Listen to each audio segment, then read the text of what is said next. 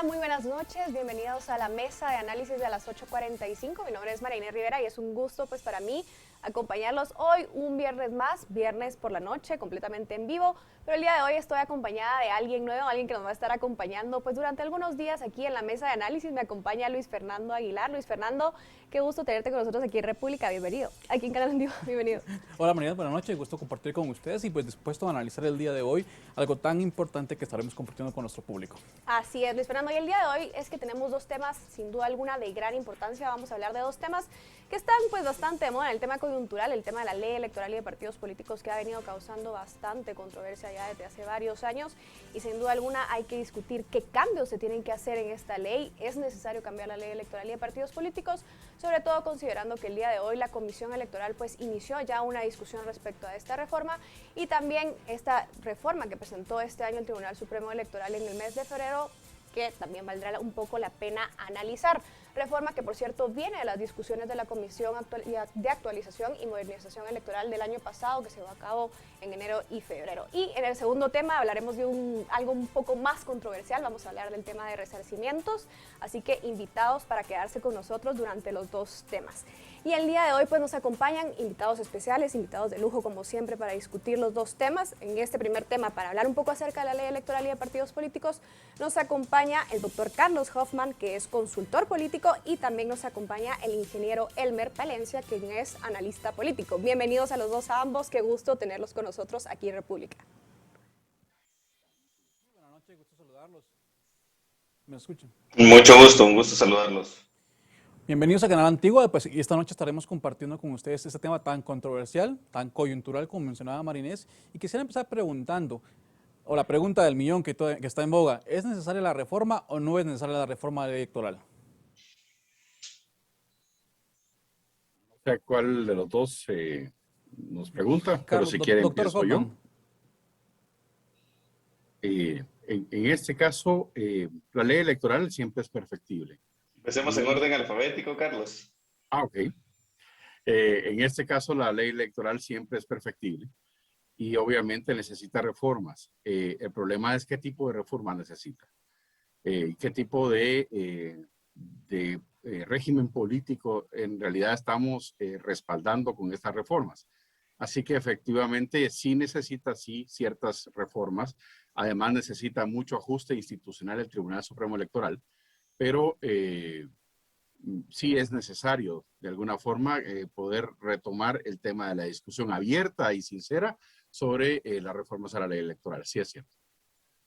Bien, licenciado Palencia, hablamos de reforma a la ley electoral y de partidos políticos, pero digamos, a corto plazo, ¿en qué puntos debemos enfocarnos? Porque sobre todo tenemos que considerar el escenario de que estamos a 2 años prácticamente del proceso electoral 2023, entonces realmente hay que hablar de qué temas son prioritarios a reformar, y probablemente no todos van a dar tiempo de reformarlos para que entren en vigencia en el próximo proceso electoral. Así que, digamos, si usted tuviera que hablar de qué puntos son prioritarios para reformar, ¿cuáles diría que son?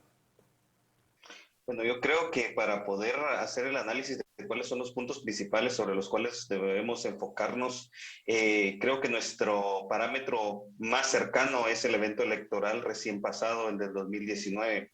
¿Cuáles fueron los principales problemas que las reformas generadas en el 2016? Porque recordemos que en el 2016 se generaron una serie de reformas, las cuales pues son mejorables y perfectibles, como muy bien lo decía Carlos, y creo que hay puntos medulares. Por ejemplo, el tema de los medios de comunicación fue un tema que entró en discusión en el evento electoral anterior.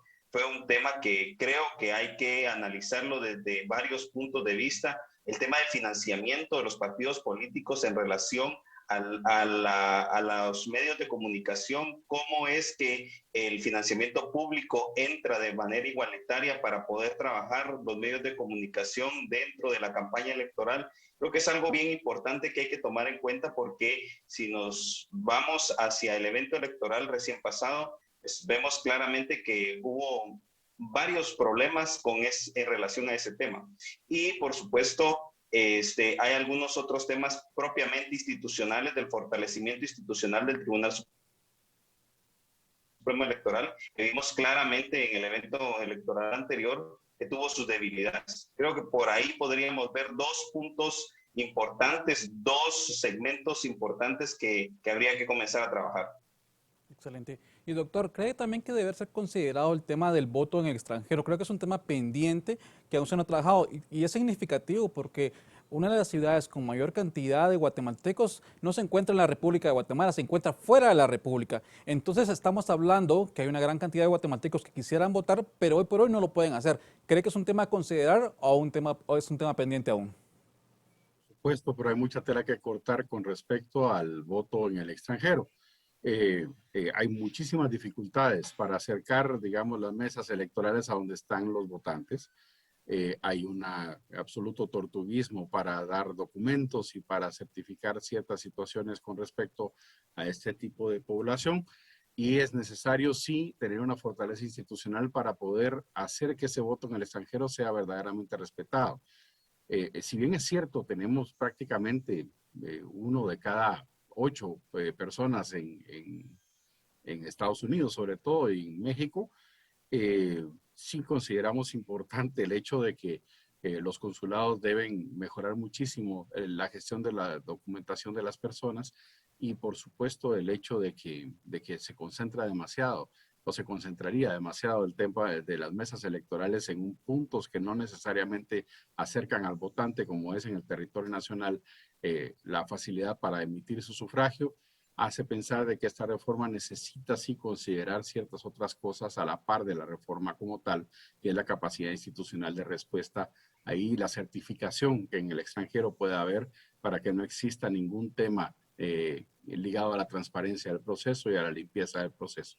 Por lo tanto, es importante sí la reforma, pero antes hay que hacer una serie de modificaciones y una serie de inversiones estratégicas para acercar a las personas ese tipo de votación y para poder certificar y fiscalizar efectivamente que ese evento electoral en el extranjero se lleve a cabo con la transparencia debida. O sea, ¿usted no cree viable en este momento entonces que para el próximo proceso exista ya el voto en el extranjero? Faltará aún por ver. No existe ningún tipo de condición.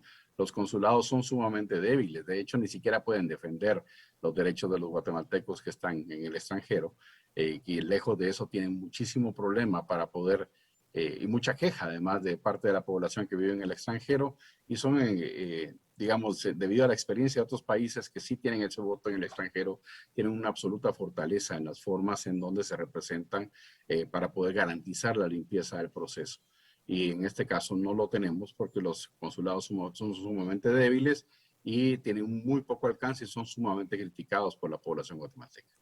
Licenciado Palencia, digamos, podemos hablar de dos tipos de reforma, también reformas que nos ayuden a mejorar, por ejemplo, el tema de representatividad, ya sea cambiando la forma en la que votamos, ¿verdad?, para acercar a los representantes de los ciudadanos, o podemos hablar también un poco acerca de reformas que mejoren la participación ciudadana, proponiendo, digamos, temas de bajar barreras de entradas para la creación de partidos políticos. Digamos, ¿considera usted ya sea mejorar representatividad o bajar barreras de entrada para mejorar la participación temas necesarios? ¿Considera, digamos, que mejorar la representatividad ahorita es un tema más prioritario, por ejemplo, que mejorar temas de participación?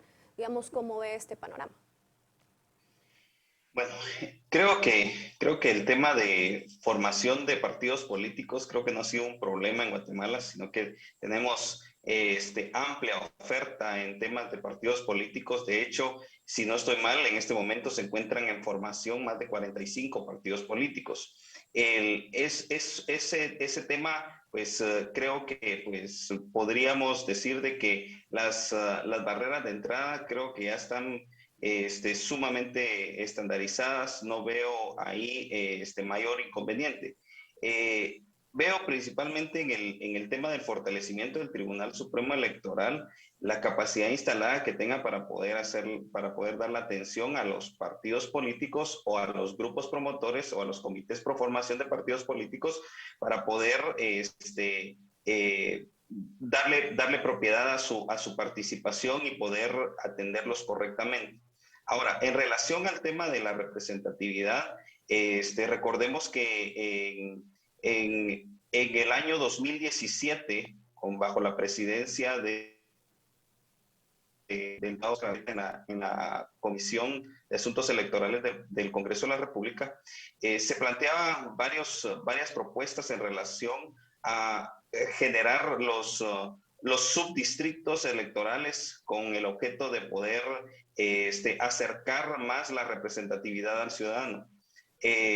Yo creo que esa es una vía muy buena. Habría que mejorar algunos temas porque si hoy por hoy nos vamos al tema de las listas abiertas, semiabiertas, pasando del tema de las listas cerradas que hoy tenemos como el proceso para llevar la representatividad, principalmente en la obtención de escaños de parte de los partidos políticos, creo que ese proceso, pues, podemos apuntarle a ir por el tema de los subdistritos.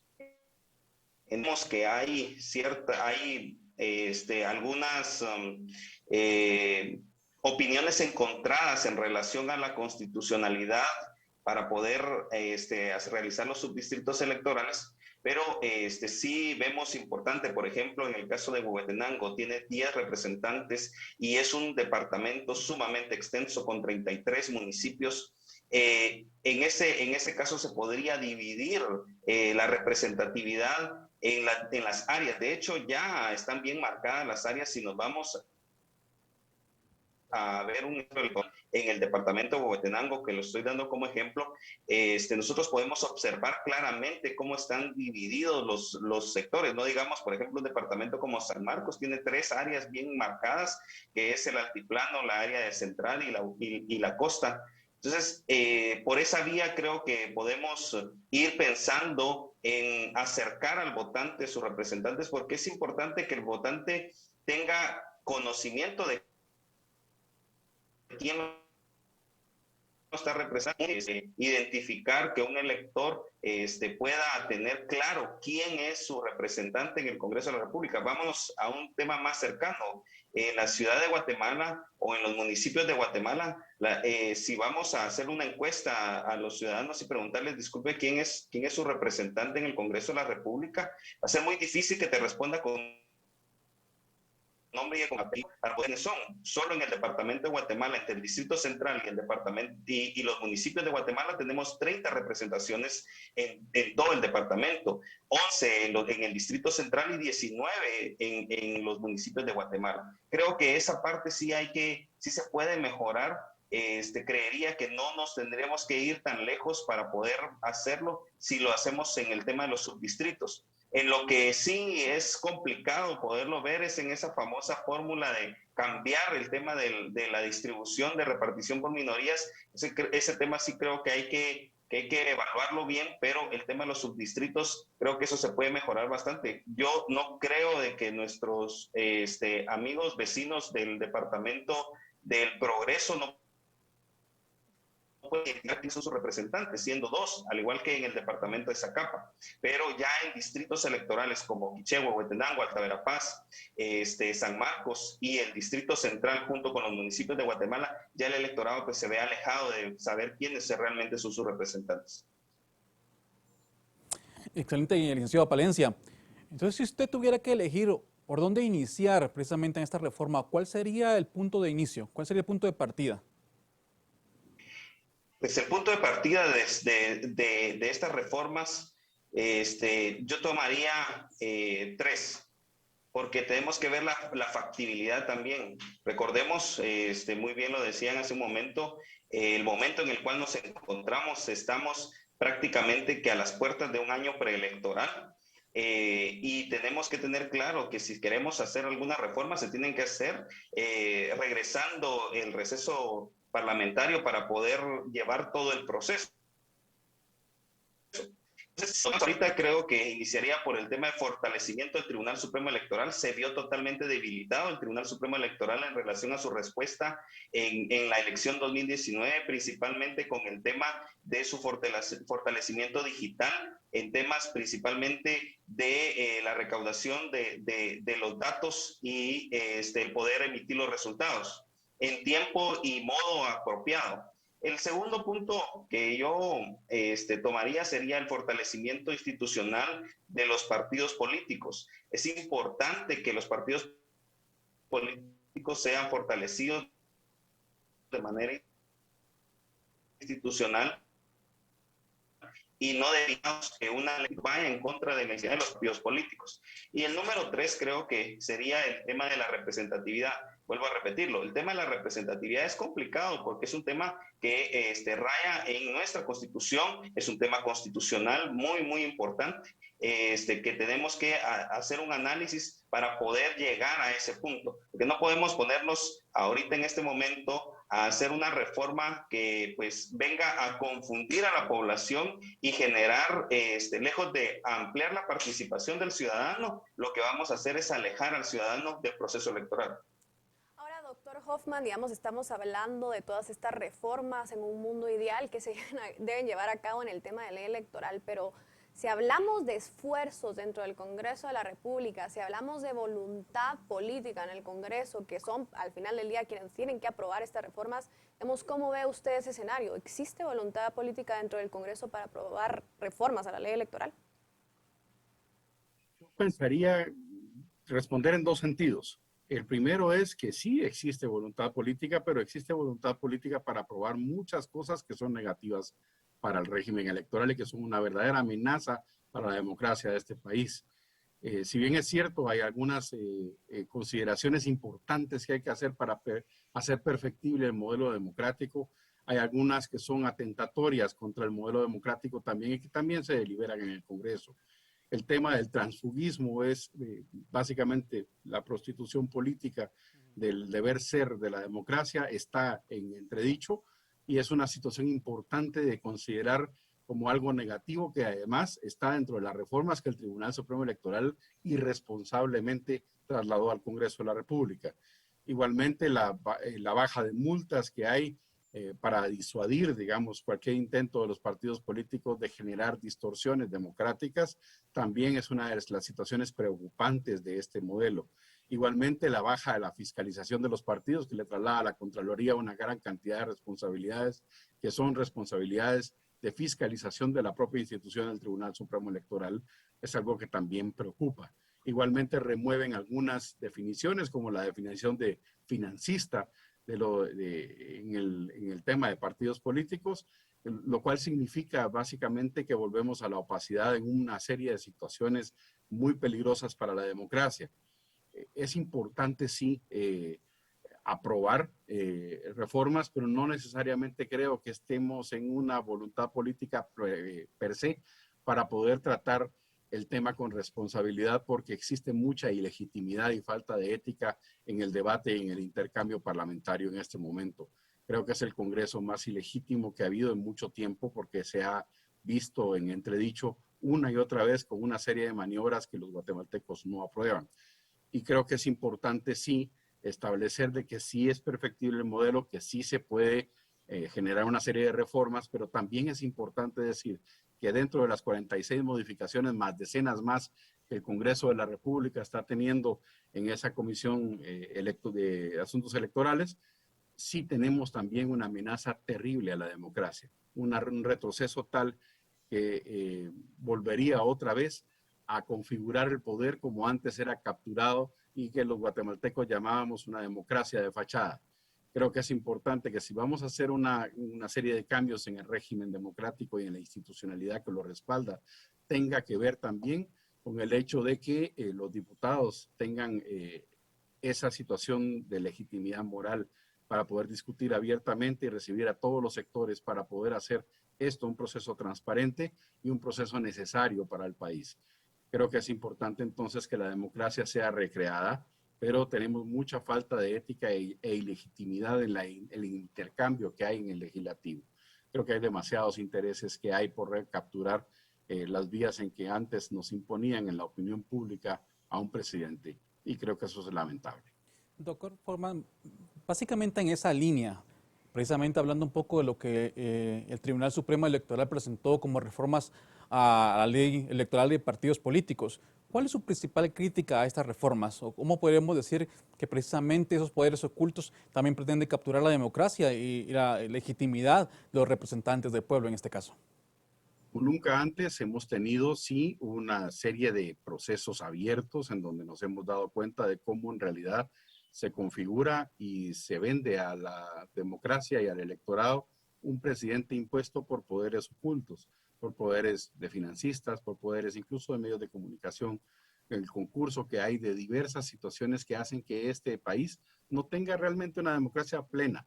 Es un formalismo la democracia si uno no tiene cierto freno a los poderes que han hecho que este país sea capturable, sea cooptable y por lo tanto se conduzca en un solo sentido, que no es el sentido del mayor número, sino el sentido de una minoría que decide sobre los demás qué tipo de democracia y qué tipo de gobernante tenemos que tener. Y creo que eso es una cuestión importante de establecer. Creo que es medular para el resto de la vida democrática de este país hacer este modelo perfectible, sí, pero con una situación perversa en cuanto al tema de cómo se configura esto para la trampa, cómo se configura esto para lo opaco y cómo se configura esto para conspirar, para imponer presidentes, que es una fábrica de presidentes, lo que había básicamente antes y que hemos sido expuestos a grabaciones y pruebas irrefutables de que así ha sido todo este tema democrático. Creo que este país merece otro tipo de democracia y otro tipo de institucionalidad. Y creo que es importante entonces tener un debate serio y abierto sobre esto. Es una irresponsabilidad generar propuestas regresionistas desde el punto de vista de lo que intentaban afectar, que era precisamente cómo se configuraba el poder y cómo se construía el poder en Guatemala. Creo que es importante entonces que el electorado sepa y que el pueblo de Guatemala sepa que en realidad lo que se está discutiendo es el respeto realmente a su voto libre y a su voto soberano y no a su voto manipulado y acarreado como actualmente es. Ahora, ingeniero Palencia, justo ya respecto a la pregunta que hacía ya el licenciado Aguilar y ya el doctor Hoffman mencionaba algunos puntos, digamos, ¿cuál es su evaluación sobre esa propuesta que presentó el pasado febrero el Tribunal Supremo Electoral? ¿Le parece bien? ¿Qué puntos se pueden mejorar de dicha propuesta también?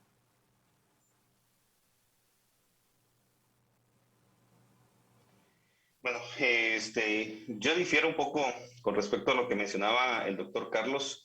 Tengo claro cuáles han sido los puntos que el Tribunal Supremo Electoral planteó dentro de su propuesta y tuve la oportunidad de participar en el proceso de la comisión de la CAME recién terminando el proceso electoral y muchas de las propuestas que están planteadas como parte del Tribunal Supremo Electoral para reformar son recogidas precisamente de la Comisión de Actualización y Modernización Electoral del 2019, finalizando a inicios del 2020. Los puntos que están tratando ahí son precisamente algunas situaciones que hay que regular de las reformas que se realizaron en el 2016. No olvidemos que en el 2016, bajo la presidencia del diputado Mario Taracena, fue cuando se dieron las reformas que llevaron el proceso 2019. Si hoy hablamos de que existió ilegitimidad en el proceso, etcétera, etcétera, se debe a las reformas del 2016. No todo es malo, pero sí es necesario retomar algunos temas importantes. Esas reformas del 2016, si lo digo abiertamente, siempre lo he dicho, fueron estructuradas y hechas específicamente para un partido político. Y ese es el partido de la UNE. Claramente, la restricción al acceso a los medios de comunicación de parte de los partidos políticos, el acceso o el bozal que se le pusieron a todas las personas para poder opinar. Recordemos aquellos acuerdos que el Tribunal Supremo Electoral en ese momento emitió con respecto a estas reformas del 2016, en donde restringía precisamente el hecho de que pudiéramos tener, como en este momento, una entrevista totalmente abierta, sin un diálogo ya previamente establecido, sin preguntas preestablecidas. Creo que eso marcó perfectamente lo que se pretendía en ese momento. Dejar con un mute prácticamente que a todas las organizaciones partidarias Y algo también bien importante, ¿recuerdan ustedes de que se quiso hasta restringir el uso de los teléfonos celulares en el momento de poder hacer el escrutinio? O sea, ocultando por completo lo que se tenía que evidenciar a la población. O sea, esto, hoy la tecnología nos permite poder estar cerca de cualquier tipo de proceso y eso nos permite también poder acceder a la información en tiempo real. Entonces, yo recogería que hay algunos temas importantes que la ley electoral y de partidos políticos y las reformas que el Tribunal Supremo Electoral planteó son importantes de recogerlos. Yo no tiraría al cesto de la basura esa propuesta. Esa propuesta, como les vuelvo a repetir, viene de un proceso que se llevó a cabo, que la misma ley electoral y de partidos políticos en su reforma del 2016, y por eso resalto, no todo lo del 2016 es malo, hay algunas cosas que hay que mejorar. Insisto nuevamente en el tema de los medios de comunicación, insisto también en el tema propiamente de la bancarización del tema de las cuentas bancarias para los partidos políticos. Este es el momento que ningún partido político ha podido aperturar cuentas bancarias para sus diferentes órganos permanentes dentro de los municipios y los departamentos, y no porque los partidos políticos quieran, y no porque el Tribunal Supremo Electoral no lo determine. Ha sido propiamente por el sistema bancario, no lo ha permitido, y eso ha abierto precisamente. Recientemente el Tribunal Supremo Electoral saca un acuerdo donde da una viabilidad a que ese proceso se pueda llevar de manera interna, porque hoy por hoy es imposible que una organización partidaria pueda aperturar las cuentas a nivel municipal o a nivel departamental, como lo establecen las reformas del 2016, que en su momento no fueron evaluadas su factibilidad de aplicación, porque nadie puede obligar a una entidad privada a realizar algo que está en su libertad como empresa, en la libre empresa de poder hacerlo. Entonces, yo sí diría que hay cosas que en las reformas propuestas por el Tribunal Supremo Electoral son bastante importantes tomarlas, porque recordemos que eso viene de un proceso donde participaron varias instituciones, partidos políticos, asociaciones. Si no estoy mal, fueron más de 200 participantes en esa comisión de actualización y modernización, y muchas de esas cosas fueron recogidas por el Tribunal Supremo Electoral y hoy trasladadas como reformas. Doctor Hoffman, para terminar, tenemos poco tiempo. ¿Cuáles serían sus conclusiones al respecto? Yo creo que de hecho la comisión de Mario Taracena, y no simpatizo con él para nada, fue muy audaz y de hecho adelantada a su tiempo. La que está equivocada es precisamente esta fase del proceso. Y si bien es cierto, el dignatario aquí presente, yo soy indignante y como tal exijo también transparencia en este proceso, porque creo que es importante que la democracia se resguarde y es un garante de la democracia. Yo, lejos de establecer si era para el gobierno de la UNE o no, lo que sí es clarísimo y establecido es precisamente para qué en el siguiente proceso electoral están hechas estas reformas. Creo que es el momento de pasar las cosas en claro. Creo que hay un momento en donde se está aprovechando y se está salpicando de alguna forma de santidad una serie de reformas que son perjudiciales y que matarían permanentemente este tipo de proceso. Por lo tanto, creo que es importante llamar a los ciudadanos a defender la democracia, a auditar la democracia y a que hablaran con su diputado, porque es la única forma de garantizar de que esto no tenga nombre y apellido y dedicatoria para un régimen democrático que en realidad tiene mucho que perfeccionarse, pero no es precisamente regresando al anterior régimen en donde se fabricaban presidentes, donde vamos a tener en realidad una oportunidad. Creo que es importante entonces que lejos de introducir reformas porque sí, en realidad se abra el debate como se debe y se legitime, porque hay muchas de las cosas que se discutieron en ese Tribunal Supremo Electoral que tampoco están reflejadas. Así que de alguna forma esa salpicación de legitimidad no existe. Existe sí de dedo una serie de reformas que son peligrosas para la democracia y que amenazan a los guatemaltecos en la forma en que realmente se gobierna este país. Creo que los guatemaltecos merecemos un gobierno que merezcamos y que por lo tanto creo que es importante que se dé el tiempo, la discusión y la amplitud para poder considerar esas reformas. Pues muchas gracias, doctor Hoffman, ingeniero Palencia, por acompañarnos aquí en la mesa de análisis a las 8:45. Que tengan muy feliz noche. Hasta pronto. Luego, un gusto. Pues licenciado Aguilar, el tema de la ley electoral que sigue pendiente, ¿no? Un tema muy importante, sobre todo considerando que tenemos el proceso electoral en 2 años. Ojalá pues puedan pasar reformas, ¿no?, que acerquen al final del día a los representantes y a sus representados, sin duda alguna. Definitivamente, Marinés, hay mucha tela que cortar, mucho que analizar, pero lo más importante es la participación ciudadana y el control y fiscalización de los cambios que se van a realizar, porque definitivamente hay mucho por hacer. Así es, pero bueno, vamos a ir a una pequeña pausa y usted no cambie de canal, porque al regresar vamos a hablar de un tema que es bastante controversial, el tema del resarcimiento, así que quédese con nosotros aquí por Canal Antigua.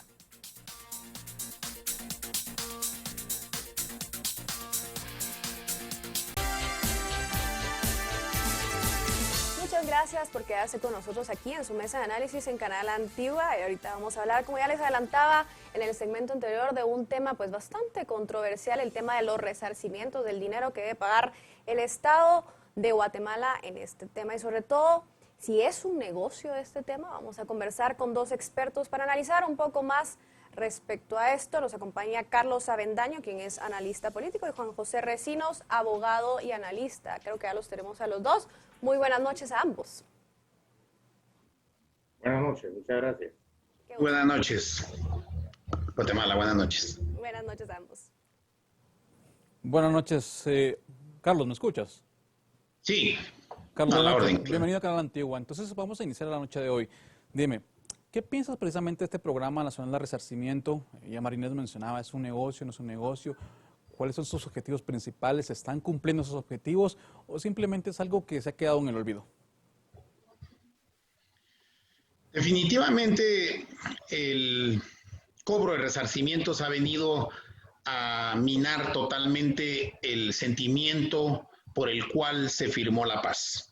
Se destruyó esa gran oportunidad, ese gran proyecto que teníamos de dejar el pasado atrás y caminar hacia el futuro, precisamente porque encontraron en los resarcimientos la fuente que de alguna manera motiva al ser humano de una o de otra manera a ir contra sus propios incluso valores morales en todo sentido cuando no hay un control de ello. Y por eso los resarcimientos vinieron a ser ese incentivo que han utilizado los activistas que se desviaron del tema de los derechos humanos hacia el convertir esta situación en un revanchismo por haber perdido la guerra armada y llevar a prisión a sus enemigos del pasado y sobre eso recibir millones y millones de quetzales, más o menos estamos hablando ahorita hasta hoy de 280 millones de quetzales recibidos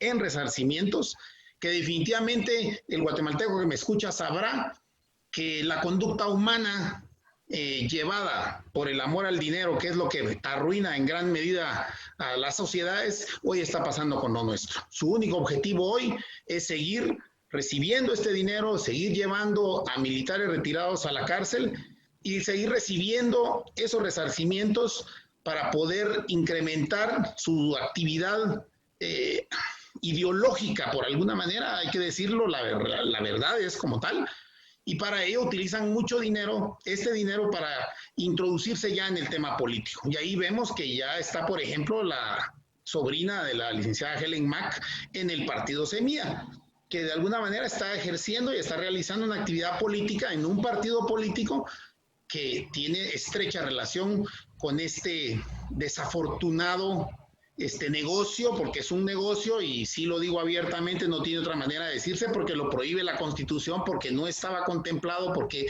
no era parte de los arreglos de los acuerdos de paz que vinieron a distorsionar totalmente el progreso de Guatemala. Y hoy nos tiene estancados en ese subdesarrollo ideológico y político que afecta tanto a nuestro país y a nuestra sociedad.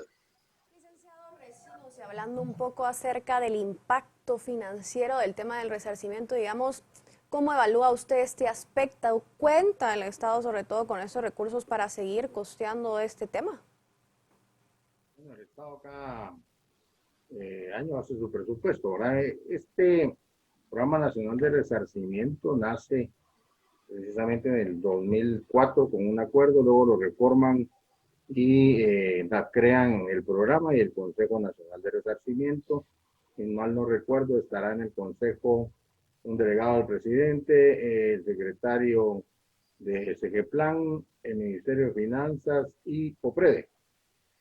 Y entonces le dan vida al acuerdo con un fideicomiso de 300 millones anuales, que al final del periodo 2005-2015 eran como 3.000 millones de quetzales.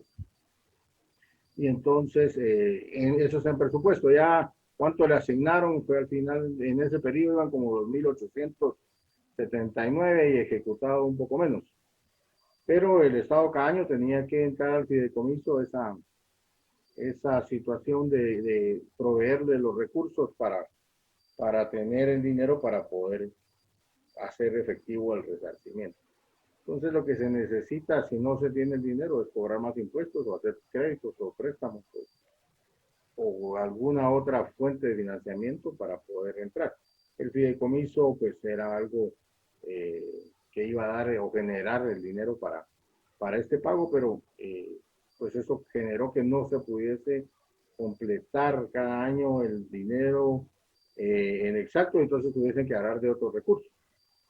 Lo interesante en este programa es que obviamente esa cantidad de plata es muy grande y, por ejemplo, hay muchas dudas en su ejecución en su primer año 2005, hay dudas en su ejecución en los años 2008, 2009, por ahí donde tenía que hacer algunos proyectos de vivienda y los proyectos nunca se hicieron o se hicieron mal y bueno, entonces no hubo una fiscalización correcta acerca de esos proyectos de cantidades millonarias, ¿verdad? Y también, bueno, cuántos beneficiarios son realmente para poder decidir cuánto le dieron a cada persona, se podrá corroborar si realmente lo recibió. Hubo varias denuncias contra personas que pidieron resarcimiento y organizaciones que acompañaron a estas personas, en algún caso que no existían las personas, y hubo varias denuncias contra quienes administraron el proyecto por aspectos de dudas en la ejecución de este proyecto de resarcimiento, del Programa Nacional de Resarcimiento. Licenciado Avendaño, usted abiertamente esta noche manifestó que esto es un negocio. ¿Para quién es un negocio? ¿Para qué sectores es ese negocio? ¿Y cómo se vislumbra ese panorama hacia futuro?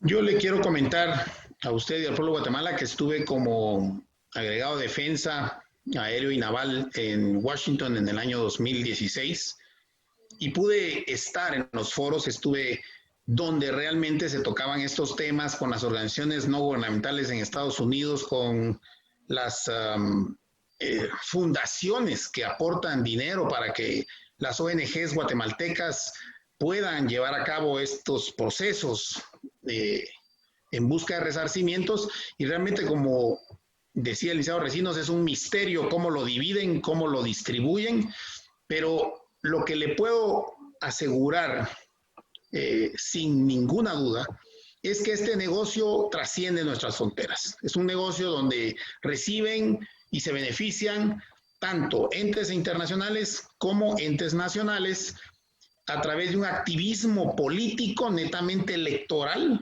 con vías a accesar al poder y que esto no importa quién se ponga en medio, no importa si el pueblo de Guatemala está en medio de esta situación, no es ese el punto. El punto es seguir destruyendo la poca armonía social que podemos tener como pueblo, limitando el acceso de jóvenes al trabajo, a nuevas oportunidades de trabajo, a nuevos proyectos de desarrollo y tienen la particularidad de protestar y de llevar a cabo acciones violentas, ¿verdad? Que están ligadas a los mismos activistas, a los mismos partidos políticos que conocemos, Semilla, WINAC, parte de la UNE, estos partidos que siempre están apoyando en el Congreso que este tipo de leyes no prosperen, como la que ha sido la ley de resarcimiento, una nueva ley de Consolidación de la Paz y Reconciliación Nacional que viene la 5920, pero definitivamente están en contra de que alcancemos una verdadera paz, que empecemos a pensar en el futuro de Guatemala y quieren seguir en el pasado, manteniendo esa fuente de financiamiento que les sirve para empobrecer a todos los guatemaltecos que al final pagamos impuestos y de los cuales salen estos pagos millonarios. Licenciado Recinos, y ya usted en su intervención anterior mencionaba un aspecto importante que es el tema de los beneficiarios. Digamos, podemos hablar que existen registros confiables de las personas que deben cobrar este resarcimiento, de quiénes son estos beneficiarios. Digamos, tenemos un registro cabal, confiable para saber a quiénes se les debe pagar este dinero. Bueno, el programa ahora lo absorbe la nueva entidad, porque el programa nacional desaparece y ahora comienza a fusionarse con lo que antes era COPRED, ahora es una nueva entidad. Pues habría que ver qué pasó con los archivos para ver quiénes ya recibieron y si hay una nueva programación para quienes pueden recibir, ¿verdad? Entonces ellos habían colocado una cantidad de delitos y violaciones a derechos humanos por los cuales se podrían resarcir. Entonces colocaron los siguientes: desaparición forzada, ejecución extrajudicial, violencia sexual, reclutamiento forzado de menores, desplazamiento forzado, tortura, violaciones contra la niñez, entre otros. Entonces, a los que se presentaban como víctimas de estos delitos o de estas figuras, entonces iban a entrar al Programa Nacional de Resarcimiento. Entonces, ahorita me imagino que todavía estarán recibiendo este tipo de solicitudes. Lo que no tengo la certeza es si aún están pagando durante este periodo, con este cambio durante el nuevo gobierno, el traslado del PNR a esta nueva entidad que acaba de ser creada en este periodo presidencial. Pareciera ser que estas heridas ocasionadas por este conflicto armado realmente nunca terminan de sanar, pero precisamente porque siempre trae esa colación por ciertas organizaciones. En ese sentido, licenciado Recinos, ¿considera usted que precisamente hablando de resarcimiento tendría que tocarse ciertos tópicos no únicamente relacionados con temas económicos, sino con temas más sociales? ¿Y qué se podría hacer a ese respecto? ¿O definitivamente qué podríamos hacer precisamente para mejorar o para dar un paso hacia el costado y seguir avanzando en el tema de una nueva Guatemala? Sí, definitivamente que hemos entrado dentro de una designación que las Naciones Unidas le denominó justicia transicional, que contiene a 4 espacios. Uno es el conocimiento de la verdad. Nosotros tuvimos la Comisión del Esclarecimiento Histórico totalmente sesgada hacia una versión copiada casi del REMI, de la recuperación de la memoria histórica, proyecto de la Oficina de Derechos Humanos del Arzobispado, en el cual se excluye una gran cantidad de los hechos vividos y cometidos por la subversión y el terrorismo guatemalteco, y se invisibiliza a las víctimas del terrorismo en Guatemala. La historia de ese lado se invisibilizó. La segunda parte es precisamente las medidas de no repetición. Y entonces usted puede ver que ahora en los libros de texto de nuestros educandos aparece como heroína nuestra Premio Nobel de la Paz, Rigoberta Menchú, pero que participó en el terrorismo nacional, ¿verdad? Ella participó en la ONG y aparece la señora Mac Chan como parte de los defensores de derechos humanos, pero no aparecen todas esas víctimas de ese periodo en los que ellos resultó que eran parte de los que estaban con los terroristas y ahora son los héroes. Hemos cambiado la cultura, hemos cambiado la historia. Una tercera parte es precisamente la parte de la justicia. Y entonces, ¿no ve usted el cumplimiento de la Ley de Reconciliación Nacional? Porque en el acuerdo para la recuperación, perdón, para la incorporación de la URNG a la legalidad, que eran los ilegales, la URNG, entonces le dan amnistía por una cantidad de delitos y a los elementos que representaban al Estado le dan una amnistía por todos los delitos cometidos durante el enfrentamiento armado interno y por ocasión del mismo. Sin embargo, ya a la hora de aprobar una parte de este acuerdo sometido a hacer la ley de reconciliación nacional, pues le hacen una modificación. Gente que participó dentro de la URNG y estaba en el Congreso en ese momento, presenta enmiendas de curul con la prisa de firmar la paz el 29, el 19 de diciembre o por ahí, se promulga la ley de reconciliación nacional y pone una excepción a esto en el artículo 8 de la ley de reconciliación, y en el Congreso le agregan tipos penales: los delitos de genocidio, tortura, desaparición forzada y delitos de lesa humanidad y los imprescriptibles de conformidad con los derechos humanos. Bueno, pero los tratados de derechos humanos, sin embargo, Guatemala no era en ese momento ratificante de ningún tratado de imprescriptibilidad.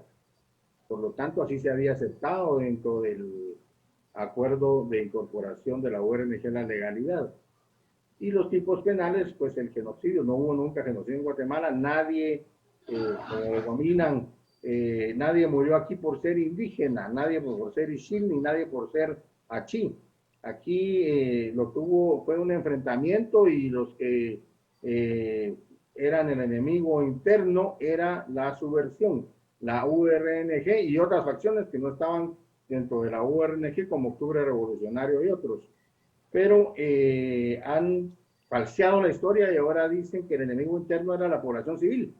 Y usted va a los juicios y pareciera que la subversión no existió y que el enemigo era la población civil. Es interesante cómo han cambiado la mentalidad, la historia, la percepción, y entonces a tantos años después de los hechos, resulta que lo que vinieron a repartir aquí los de la URNG eran dulces. Y la otra parte es la reparación digna, y entonces en eso es que entra este programa de resarcimiento. Pero hubo reparación digna desde esta perspectiva de mezclar las cosas entre los juicios y la reparación. Sin embargo, a las víctimas verdaderas del terrorismo, los que fueron atacados por el terrorismo de la URNG, el EGP, la ORPA, las FARC y el PGT, a ellos no se les contempló dentro de ese resarcimiento. A ellos son pocos los que han logrado un resarcimiento dentro de este PNR, y a los demás, unos no lo han pedido porque no consideran que sus víctimas sean reemplazables por dinero. Uno, dos, porque el mismo PNR en su momento fue también liderado por gente de izquierda. La primera que lo tuvo a su cargo fue Rosalina Tuyú, quien fue miembro de la subversión y también era la diputada que propuso las reformas del artículo 8, ¿verdad? Y entonces aquí hay una estrategia del compadre hablado, ¿verdad? Entonces ponemos a quien estuvo a cargo de esto, de todos los terroristas, a cargo del Programa Nacional de Resarcimiento, y todos aquellos que fallecieron en combates de ellos, ahora son desaparecidos, ahora son parte de los muertos, ahora murieron de hambre, otros fueron violadas. Hay unas historias tan fantasiosas que cuentan que realmente pierde uno el respeto por estas situaciones trágicas que dan los enfrentamientos, las guerras y los conflictos armados. En este momento lo que yo veo es, bueno, esto es la forma de ganar dinero dentro de esta situación, y algunos pues se han agenciado de los fondos del mismo Programa Nacional de Resarcimiento o estuvieron en la CEPAS a cargo siendo exmiembros, no, tal vez no, tal vez todavía lo son, miembros de la URNG, y pues ahí está organizado. Estuvimos en COPRED, estuvimos en CEPAS, Relaciones Exteriores, y algunos hasta tienen nexos con la Corte Interamericana de Derechos Humanos, y la Corte sentencia a Guatemala a pagar resarcimientos, y los que iban de COPRED en algún momento también pertenecieron a esta izquierda, y entonces llegaban y se allanaban, decían, bueno, si el Estado de Guatemala está de acuerdo, se allana, o se allana parcialmente, condénenos, ¿verdad? Y entonces los condenaban, venían acá, COPRED pagaba, o Relaciones Exteriores, o pagaba el PNR, y esa es la estrategia del compadre hablado para hacer este dinero. Y como que los gobiernos pues tuvieron su momento de decir, bueno, para que no me moleste este grupo, los dejo con esta parte donde ellos pueden hacer su dinero, y ahí estamos tranquilos con este grupo de aquí. Eso es lo que yo percibo. desde mi experiencia personal dentro de todos estos casos que he estado viviendo durante este periodo.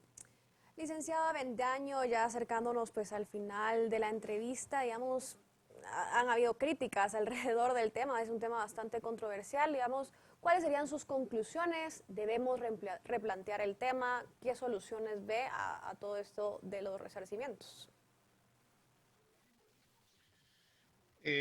Pues la conclusión que quiero dejarle al pueblo de Guatemala es que no sigamos cayendo en este engaño, en este enredo, en esta estrategia tan bien organizada, tan bien orquestada, tan bien financiada, que nos va a seguir dividiendo por años. Vamos llegando ya casi al mismo tiempo que duró el enfrentamiento armado interno, de seguir en estos procesos post-enfrentamiento, solo que ahora la vía es la vía legal, ¿verdad? Se trasladó a los tribunales el campo de batalla, y obviamente con ese tipo de incentivo, como lo dije al inicio, del dinero, va a ser muy difícil si no logramos firmar ya una ley de carácter urgente donde quede definitivamente cerrado todo ese pasado que nos hizo tanto daño y que viene a raíz de una guerra fría donde dos superpotencias estaban dividiéndose el control de la región, no solo geopolítico, geoestratégico, económico, que por cierto sigue todavía, ¿verdad? Pero ese es otro tema para otra ocasión, pero básicamente quiero que el pueblo de Guatemala esté consciente que la única manera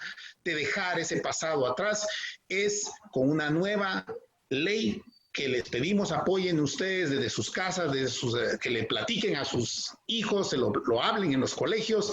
No podemos seguir en este enfrentamiento porque siempre va a haber alguien que no está de acuerdo. Es imposible cerrar esto de la manera que lo quieren hacer ellos y decir queremos justicia antes de perdón, pero quieren la justicia selectiva, la justicia que está corrupta en ciertos juzgados donde están declarados culpables a algunos veteranos militares por versiones simplemente de los afectados sin ninguna prueba científica, violando totalmente los derechos constitucionales, humanos y el derecho de defensa de los señalados. Entonces, la única manera de cerrar esto es a través de la ley 5920 que está promoviendo en el Congreso y cerrar definitivamente ese capítulo de nuestro pasado doloroso. Definitivamente nadie está diciendo que nos alegra lo que sucedió, pero que sí que queremos realmente irnos hacia adelante y tener un país próspero donde ya paremos la migración, paremos, etcétera, otros problemas que hablamos de nutrición, salud, etcétera, debemos sentar esas bases de la paz definitiva y empezar a construir la Guatemala que en verdad merecemos tener. Pues muchas gracias, licenciado Avendaño y licenciado Recinos, por habernos acompañado aquí en A las 8:45. Que tengan feliz noche. Muy amable, muchas gracias. Buenas noches. Hasta pronto. Licenciado Avendaño, pues sin duda alguna un tema bastante controversial, como decía ya bien el licenciado Avendaño, quizás sea hora ya de cerrar ese pasado, ¿no? Cerrar ese conflicto y contemplar pues también esta nueva ley. Sigue siendo un tema bastante controversial. Definitivamente, a lo largo de la historia han existido países que han sufrido conflictos bélicos muy fuertes, pero que han dado vuelta a la página con mucho trabajo, con arduo esfuerzo, han logrado salir adelante, ¿verdad? Entonces es el momento en el que Guatemala precisamente empieza a pensar en eso. Hay nuevas generaciones, muy buenos profesionales y precisamente debemos dar vuelta a la página, cerrar esas heridas y continuar y trabajar por ese país que todos queremos. Completamente de acuerdo. Pues muchas gracias, licenciado, por habernos acompañado el día de hoy. También gracias a usted por habernos acompañado a lo largo de esta mesa de análisis. Invitados también a acompañarnos el próximo domingo, donde seguramente tendremos temas de análisis, de coyuntura y de su interés para seguirse informando. Que tengan todos una muy feliz noche. Hasta pronto.